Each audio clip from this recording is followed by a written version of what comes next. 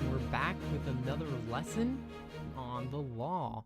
This week it's titled Thou Shalt Not Ratsach, or I'm not exactly how sure to pronounce it. I tried my best though.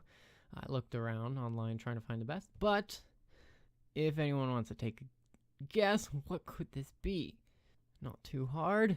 We are on the sixth commandment, and if you guys know the commandments by number, you should know that this would be translated to murder, or if you're reading another translation, could be translated to kill. Now the question is, why did I bring up the Hebrew? Because that's what it is, right there. And the reason is because there's a debate whether which is the accurate translation, whether it is kill or murder.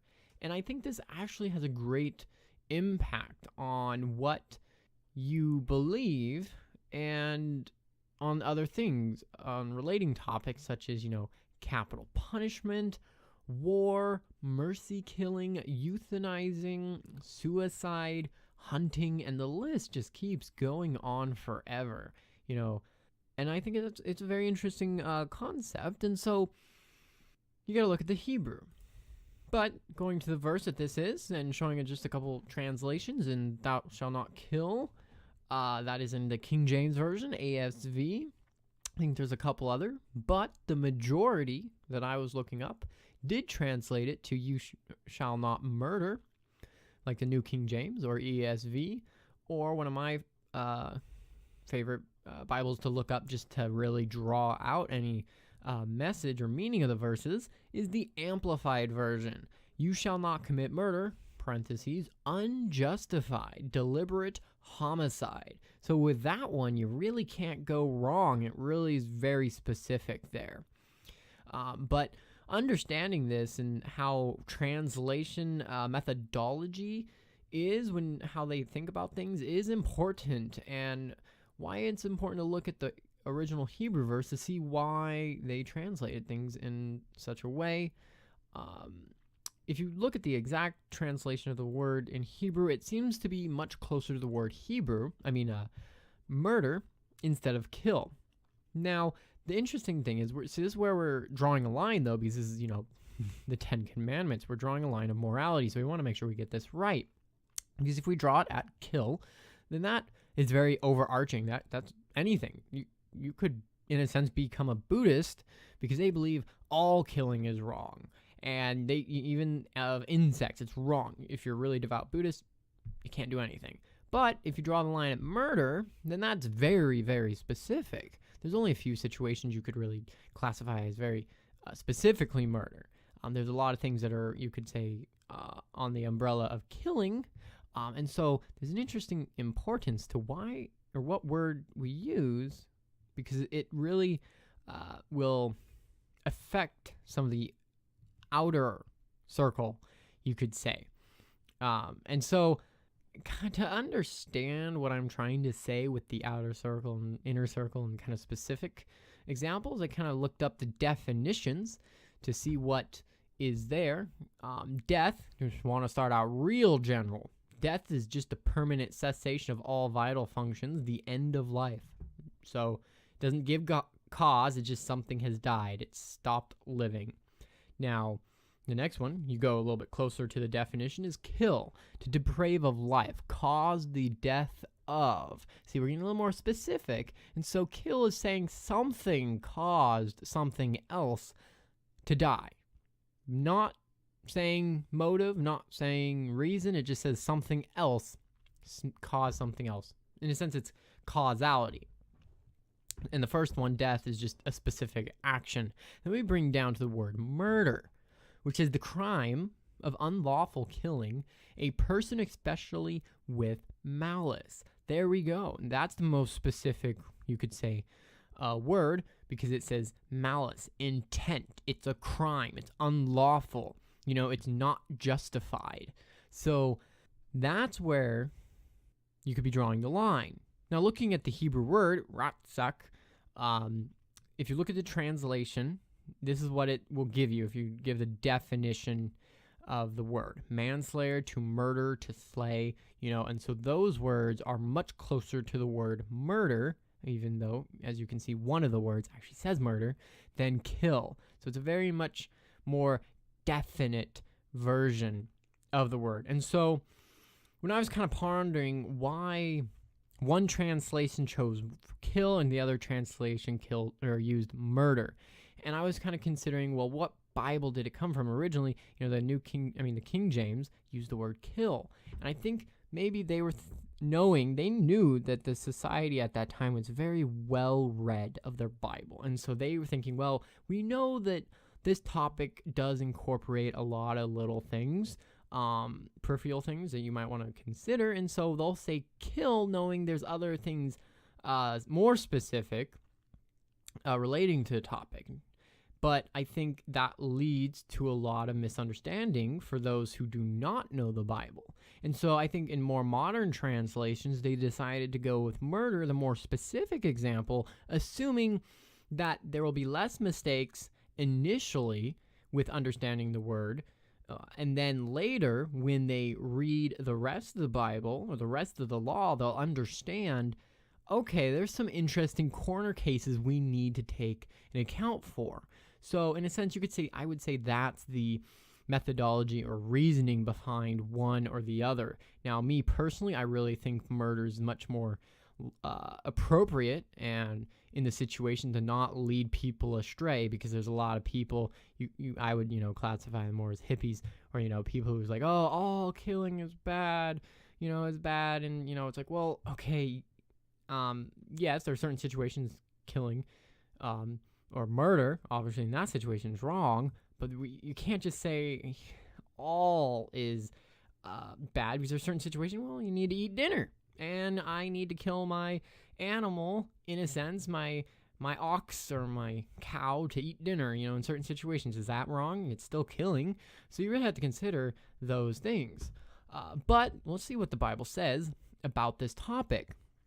It outlines that I could find at least 4 levels of death, as I would say, and what should be done in those situations. So the first is premeditated with intent. This you would normally see legally is the first degree murder. So in Exodus it says, but if a man acts with premeditation against his neighbor to kill him by treachery, you shall take him from my altar, that he may die. So this is really saying, all right, you got that premeditation. He was planning to kill this person. And at that point, because it was premeditated, it became murder. It wasn't just an act. Now, another verse giving a little more definition to it is in Exodus 35. If he pushes him out of hatred, or while lying in wait, hurls something at him so that he dies, or in enmity he strikes him with his hand so that he dies, the one who struck him shall surely be put to death. He is a murderer. The avenger of blood shall put the murderer to death when he meets him. So just again, here showing some context of out of hatred, the murderer just hates this person, and that's the reason he has intent to end the person's life. Now, there's even more context here saying lying in wait. He's just sitting. He's waiting for this person to come by and then throw something at him or strike something, stab him, and, hitting him in some way. It says pushing him even, maybe off a cliff.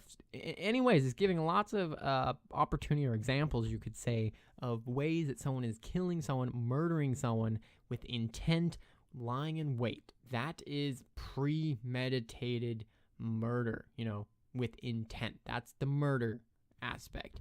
Now, there's other situations that the Bible outlines, such as unavoidable negligence. This one's a very interesting one. In Exodus 21, it says, if an ox gores a man or a woman to death, then the ox shall surely be stoned, and its flesh shall not be eaten, but the owner of the ox shall be acquitted. But if the ox tended to thrust with his horn in times past, and it's been made known to his owner, and he has not kept it confined so that it has killed a man or a woman, the ox shall be stoned, and its owner also shall be put to death. So it's very interesting. It brings up that there is actually a prescribed death penalty even for animals. And because in this situation, there's just complete carelessness. The owner is also given the death penalty if the actual animal was knowingly, or the owner knew that there was a violent animal, ravenous beast, some would say, and didn't do anything about it and killed someone. I kind of consider this verse in modern time as kind of the pit bull conundrum. If you want to own one or not. Pit bulls are well known for being very, very violent, vicious breeds of dogs. And you will hear people all the time saying, oh, but my pit bull is the most friendliest pit bull there is. But then time goes by and you find out that you find him in court and Judge Judy, one of those TV show, judge court case TV shows, that the dog ends up, biting someone and the other person suing them for the stitches that they had to get on their leg or something like that. And so and it's the thing is, obviously not all pit bulls are violent, and if it was, brought up well and in a good environment, then it might not have been. But the thing is, it is like, if your pit bull is a very vicious one that really just like wants to attack anything that moves, then you have the responsibility to keep it confined, to do something about it, that you make sure that it in no way has a chance to harm someone. You keep it on a leash, tied up in that sense, or at the very least, you got to warn people, like, hey, this guy, I know my pet, I love him, but he can get a bit rough, so just be careful. But if you're like, meh, I don't care, he's my pet, he's not going to hurt me, it doesn't matter, hurt anyone else. If that's the case and he ends up hurting someone, you are liable for anything it does. And so I think that's a very practical situation for us in our today's time. If you have an animal, pet, and it's violent, you gotta do something about it, or else you will be liable for it, because I don't think too many of us are going to have an ox. But if you do have an ox and it does kill someone, which in some situations the pit bull could, if it was next to a baby, I could see it easily actually killing a baby if it tried, and that would be something you would have to pay the death penalty within this situation, because you are responsible, life for life in a sense, in this situation. Now another verse, when avoidable, build a new house, then you shall make a parapet for your roof, that you may not bring guilt of bloodshed on your household if anyone falls from it. Now, not everyone knows what a parapet is, but for those who don't, it's simply a little wall or guardrail that originally people put on the tops of their roof, because back in the day, roofs or house constructions were very square. In a sense, people had their patios on their roof, and so people would hang out up there, have lunch, sunbathe, whatever you want, doing up there. But you want to make sure that you don't just accidentally trip off your roof and die, and so it was required to make sure you had a guardrail, a short wall, so that people don't fall over. And so you could almost say that this is actually the first building codes that were in existence. But this is saying, in the category of avoidable negligence, saying that when you build something, when you have people in your presence, you need to make sure that you're protecting them best that you can. And so within your capabilities that that could hurt someone. So it's kind of like you're driving around and you don't tell people to buckle up, in a sense. It's or other situations of helmets for kids. It's like, hey, you need to wear your helmet, but if you don't and they get hurt, it's kind of your fault because you're not protecting them. You want to always put the people within your protection, within your field that you control, take care of them in any way possible that's logical, that you could avoid them getting hurt, in a sense, that that it could be. Now, I'm sure there's certain situations like, okay, you're building the house and they're coming over like, hey, I'm not done yet. There will be a parapet, so just don't go up to the roof yet, or be very careful in certain situations like that. But you're trying to make sure to avoid this. But if you know that the situation, oh yeah, it's up there, I don't really care, go up there, have a party. If you fall, it doesn't matter. But if that's the type of person, then that's an issue. Another example is in Exodus 21. If men fight and hurt a woman with child so that she gives birth prematurely, yet no harm follows, he shall surely be punished according as the woman's husband imposes on him, and he shall pay as the judges determine. But if any harm follows, then you shall give life for life. Very dramatic there. So this within the category of avoidable negligence. That, see, there's two men fighting. Maybe one of the wives are there who's pregnant, getting a bit too close, and one of the husbands fall on the wife with the child and gets hurt. It's a life for life. Any injury that the child does inquire, then it must be equal to, in a sense. You could say this is avoidable, since they shouldn't have even been fighting to begin with. Now, another interesting thing to point out is any Christian that points out saying, oh, it's just a fetus, it's not a baby, it's only cells, it doesn't matter. I'd like them to read this verse and explain to me the word life for life. This verse is it is telling that it is considered a life, even at that stage. And it says if it's harmed, then you're harmed, in a sense. You get a life for life. If it dies, you're dying. You get the death penalty for that. So there's another situation, excessive force. Now, this is where we start getting into murky waters, you could say. In Exodus, it says, if a thief is found in breaking in and he is struck so that he dies, there shall be no guilt for his bloodshed. If the sun rises on him, there shall be guilt for his bloodshed. He should make full restitution. If he has nothing, then he shall be sold for his theft. So, it seems as though at night, people have the right to defend themselves, since they're not really certain the person has a weapon or if they will attack. Now, that's why if theft is done during the day and it's clear they're not violent, then the punishment is just reimbursement for the property. As you can see, the second half of the verse starts talking about the thief, that, just pay back what you stole. If you have no money, well, then you're going to have to be sold into, in a sense, slavery to pay back the debt.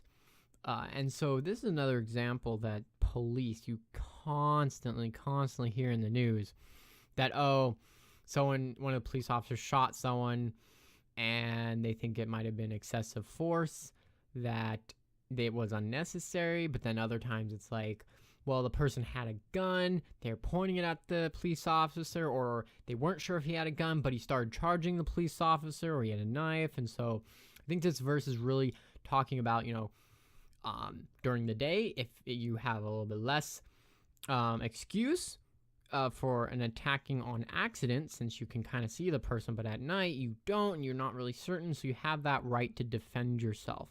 And that's what the judges are there for, to make that decision, to say, hey, was the police officer, or you as a, defending your own home or owner, if you're defending your shop, did you have that right to use the force you did? And then the court system, the judges have to make that decision.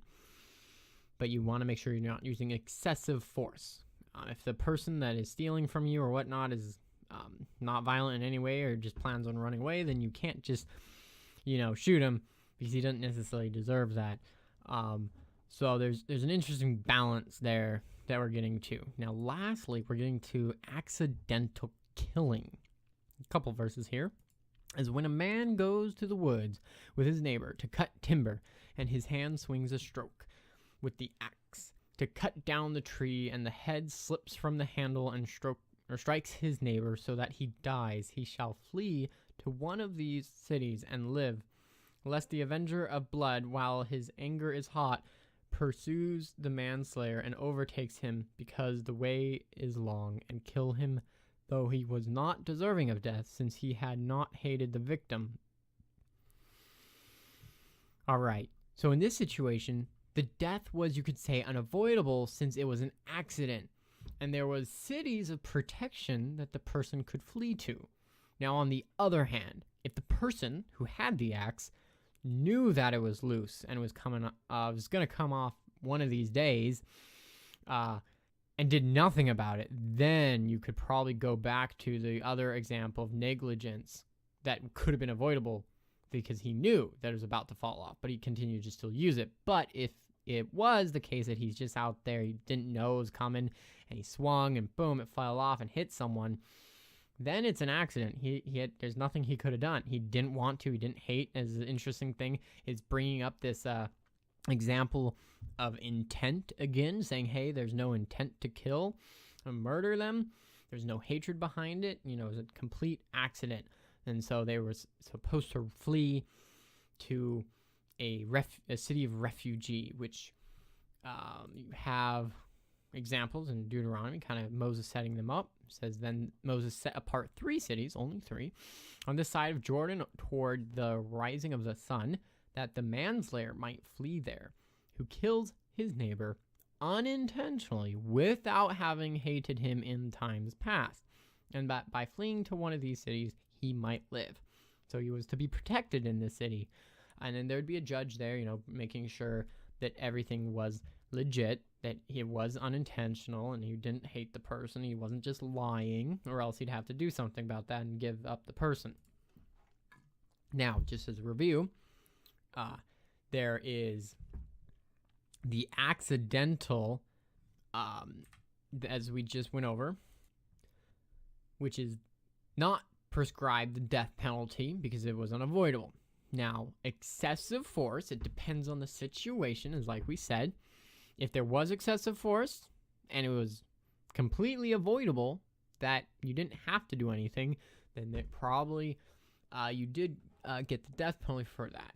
Now, another one is negligence. If you just had a attitude of, well, I don't care, I'm not going to protect the people around me, or such situations like that, and someone ends up dying on your watch, it's kind of your fault. So you kind of have to you're responsible for what happened.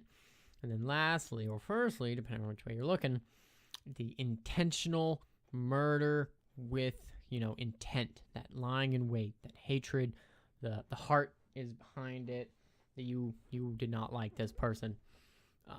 And so that's just kind of the 4 different ones that most people are aware of. And there's a lot of detail you can really go into this, that people in criminology study this, that, the 1st, 2nd, 3rd degree murders and what classifies each, and it's pretty crazy how detailed they can get. Now, what was God's response to murder, though? Now, one of the first ones, murder to happen on the earth in Genesis 4, Cain and Abel. What did he say? And he said, what have you done? The voice of your brother's blood cries out to me from the ground. So now you are cursed from the earth, which has opened its mouth to receive your brother's blood from your hand. When you till the ground, it shall no longer yield its strength to you. A fugitive and a vagabond you shall be on the earth.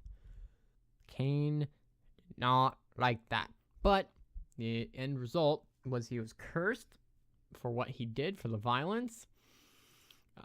Another one in Genesis 6, just a little bit further, says that, and God said to Noah, the end of all flesh has come before me, for the earth is filled with violence, through them, and behold, I will destroy them with the earth. So at this point, the earth had become so full of violence. God decided it was time to push the reset button. How did he do that? Well, it was with the flood, because it was just so full of violence. God had said, okay, he started out with Cain, tried to curse him, didn't seem to work. Society just started going downhill. Said, all right, we're starting over. Now, God did ordain the death penalty, as it does seem, because in Genesis 9, just a few verses or chapters later from the last verse we just read, right when they got off the ark from the flood, Noah's family, what did God say? He said this, whomever shed man's blood, by man his blood shall be shed, for in the image of God he made man. So he said, kill a man, well, that man deserves the death penalty. So there's really not too much to argue there. This is right off the ark. Well, the first few laws. There's a couple other laws that was mentioned at that time, but this was one of the beginning laws.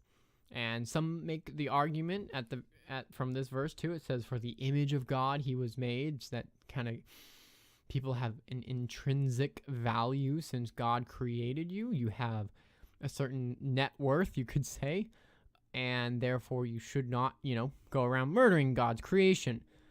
Now, obviously, you could think abstractly enough that, God created you and he's the one who makes the decisions around here and makes the decision if it is time for you to go or not.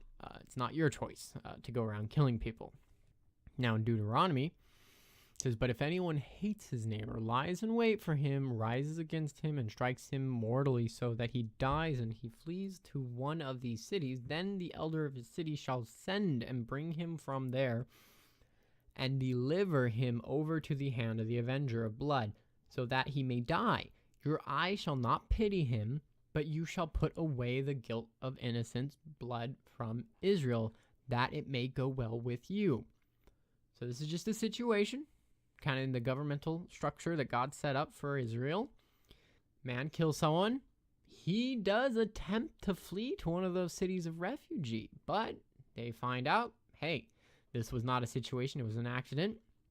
You actually intended to murder this person, so we're going to have to give you up and serve justice. And it's interesting.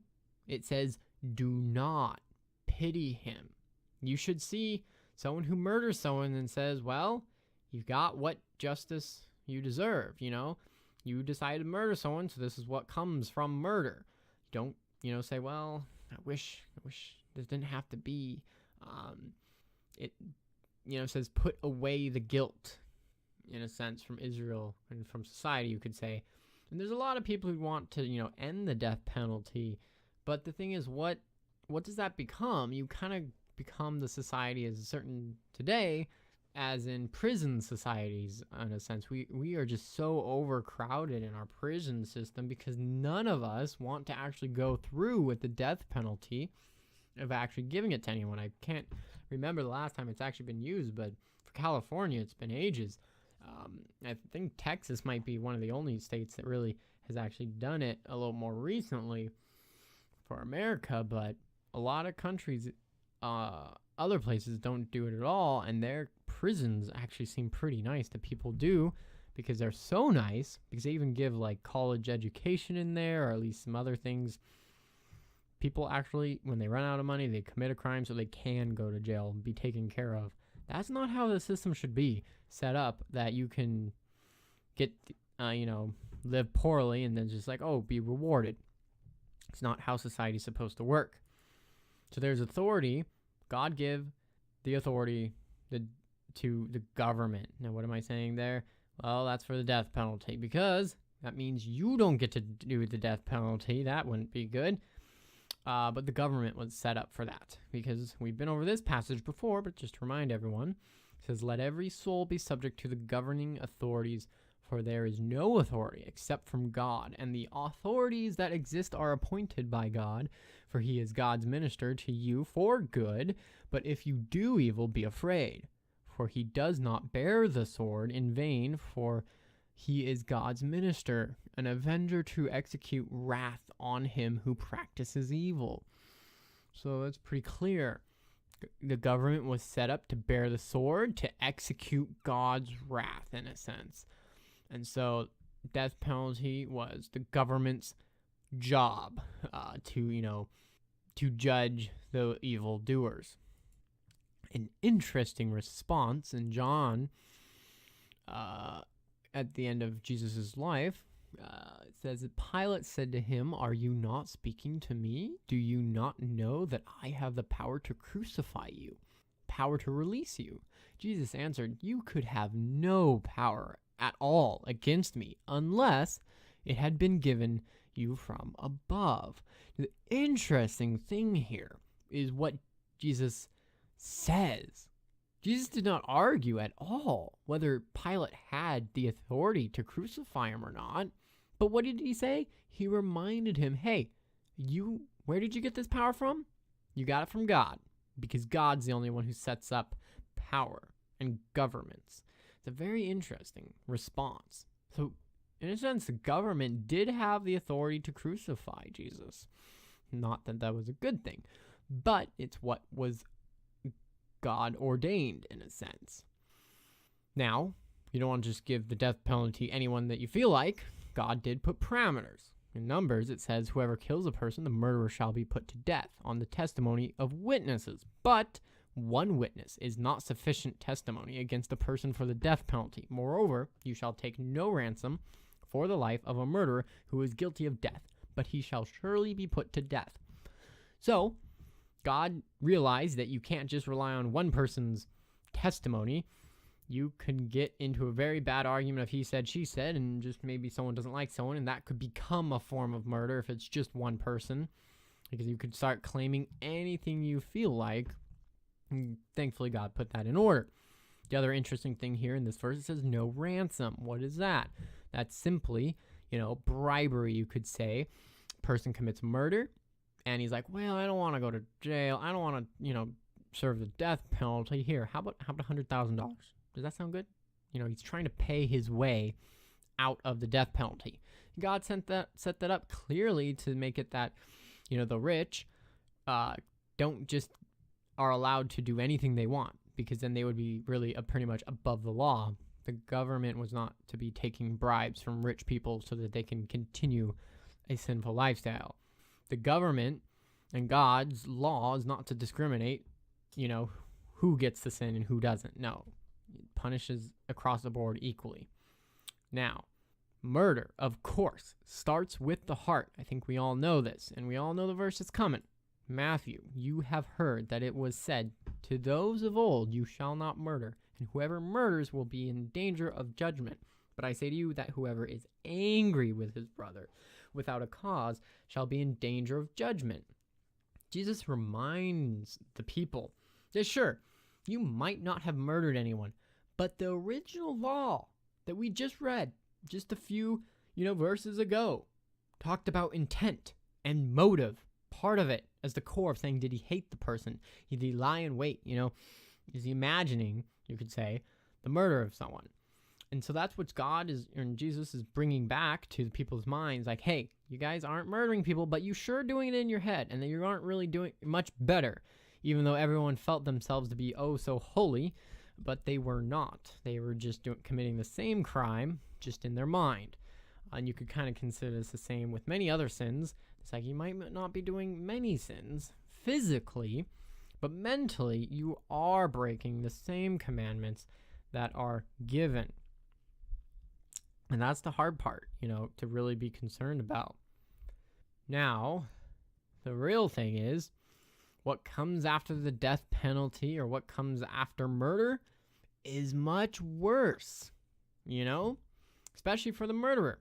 Because we know that many verses that says, for not thieves, murderers, all these other list of sins shall enter the kingdom of God. Revelations, it says, then I saw a great white throne, and him who sat on it, from whose face the earth and heavens fled away, and there was found no place for them. And I saw the dead, small and great, standing before God, and books were opened. And another book was opened, which is the book of life, and the dead were judged according to their works, by the things which were written in the books. The sea gave up the dead who were in it, and death and Hades delivered up the dead who were in them. And they were judged, each one according to his works. Then death and Hades were cast into the lake of fire. This is the second death. And anyone not found written in the book of life was cast into the lake of fire. So this is really an interesting one, obviously. One might die one day, as we all will, and whether you are given a death penalty or you die naturally, either way, what comes after could be worse if you're not saved And that's really what matters. And that's the interesting argument I hear all the time with the death penalty is, hey, well, what if we make a mistake and we get the wrong guy? And it's like, yes, that would be a tragedy. But if it does happen, and it has, we know it has, who's the judge at the end? It's Jesus. Jesus, of course, is the one judging. And so if we as humans make mistakes, which we have and will, God will make it right if he deems that it should be. Now, you got to consider that all of us do deserve the death penalty, in a sense, for our sins against God. So whether I would say even a government by accident giving the death penalty to someone who may or may not have deserved it, at the end of the day, they still deserve it to a certain extent because we have all broken God's law. And so if you're not saved, then you deserve the death penalty in a sense. But the thing is, the death penalty is only the beginning to what is to come for those who do not believe. But those who believe do have hope. And if you were unjustly given the death penalty, it wouldn't even be that bad because you're like, hey, going to heaven. Might be a bit sooner than I planned. Yes, would have been nice to stay along with loved ones. But hey, you get to be in heaven now. So I know that's a very peculiar way to think about it, but it is kind of at the end of the day, what matters is what comes next. And of course, we want to live our life to the best it can be or correctly on our current life right now. Now, there's many topics that we could discuss on this topic of the death penalty and things related to murder and killing and what is and isn't allowed or should be okay or not. And I have a few here just to kind of think about. First one, obviously, death penalty. If you'd have any opinions, whether you think it's correct or wrong, love to hear about it. Give me your responses down in the comments. I'd love to read them. But I think the Bible is pretty clear that the death penalty is to be prescribed, obviously not by you or me, by the government. But other topics that people think is war. Well, all wars are bad. Well, if you've read the Old Testament, that'd be kind of hard argument to make because Israel was known for doing wars, because they were prescribed by God. God said, hey, go take over this land, take back the promised land, have these wars, completely exterminate, certain peoples, it actually said. I didn't want to go in too much detail because, you could have a sermon series on each of these in detail, but we're really trying to go through as much as the Bible as we can in as short amount of time as possible. But kind of these are just some statements I would say from my learnings that I've gone through is Thomas Aquinas. He kind of argued for defensive and or holy wars, in a sense, are allowed unless God also prescribes it. So if you can argue that this was a wholly justified war, then it's okay. And or a defensive. If someone's attacking you, you do have the right to defend yourself as a country. So that's kind of enough on war. Suicide. Very interesting subject. I'm surprised that some people do think suicide's okay. And obviously with some popularization, I think of a Netflix series called 13 Reasons. I've yet to see it or watch it. I'm not really quite interested because I have heard it romanticizes suicide as saying it is a good idea in certain situations. But don't quote me on that. I'm not 100% sure on that. But I do think suicide is wrong. It's just a different form of murder. Instead of being outward, it's inward. You're just murdering yourself because it is pre-planned with intent to do so. And suicide is kind of dumb because in a sense God created you. You're still here. God had a plan for your life. And I really think, in a sense, in a Calvinistic sense, that because God is in control of everything, and if God wanted you dead, then you'd be dead. And so you can't really even end your own lives justly unless God wants to. So that's kind of my argument for that.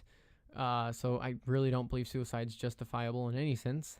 Another example is euthanize. Now, this is an interesting argument made here that many people like, oh, I have cancer. The doctor said I'm going to die in a year or 2 years. And then I'm in a lot of pain, so I might as well end it now.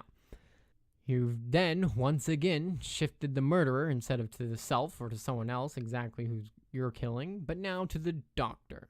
The doctor is now going to overdose you intentionally on drugs so that you can die. That's essentially what it comes down to. And so it's still murder. There's intent. It's pre-planned. You're waiting for it. And in a sense, it's a form, I would say, as escapism. You're not accepting reality. God, his works through many ways. You're not trusting that maybe he will work a miracle. Because there has been situations that people, been in extremely bad situations and wake up one day and they're healed. So it kind of shows a lack of faith. Now, I think on a semi-related topic of if the person is not just in pain, and that's their argument, but is a complete vegetable, brain dead, and the only thing keeping them alive is technology.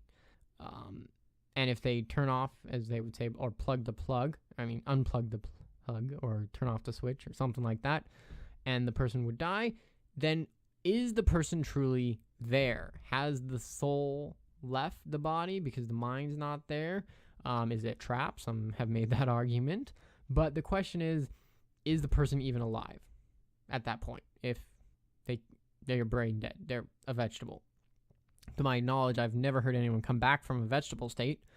And so I think there is an argument to say the person's already dead. The only way we can actually keep them alive is technology. It's the same way that I've read some articles that we've actually were able to reanimate, as the words were used, for a dead dog. We took the dog, we hooked up electrical wires throughout the body so that we could zap it in certain ways to cause it to move, and so it moved and looked as if it was alive, almost, except it was just being shocked. And the body is, in a sense, just a shell and a mechanical tool, and if you shock in a certain way, the muscles contract, and so is the dog alive because we shocked it? No, it's just being shocked. It looks alive, but it's not. And so kind of in that same way, I would say in the vegetable, we're just artificially keeping the body moving, but the body has truly been dead for a while. Lastly, animals. Those who think, oh, we can't kill animals, we all got to be vegans. Well, many situations of God did say, all right, well, you have to eat meat, you're sacrificing animals to God, you got to eat that meat, and many situations of that. Now, the question really becomes is, should you hunt for game, not to eat? Now, sure, if you're hunting some animal to eat, then you got to eat. But if you're just hunting because you're bored and you're having fun, then at the very least, I think, because I'm not 100% decided on this topic, I think within reason, hunting is allowed, but you should try and be ethical, as some would say. Try and one shot, one kill, almost, in a sense. Aim for the heart, aim for the head, somewhere that you're more guaranteed that it'll be a quick and swift death for the animal instead of just shooting in the leg and random areas, and you're actually just trying to torment the animal, because we do know there are some laws in the Bible that do talk about tormenting and torturing the animal, that you would be punished for that situations because you want to treat the animal properly. Now, the list can go on for quite a long time, and these are just a few. Have any other ones that are relating? Love to hear your opinions in the comments down below. So with that, thank you again for tuning in. See you guys next week.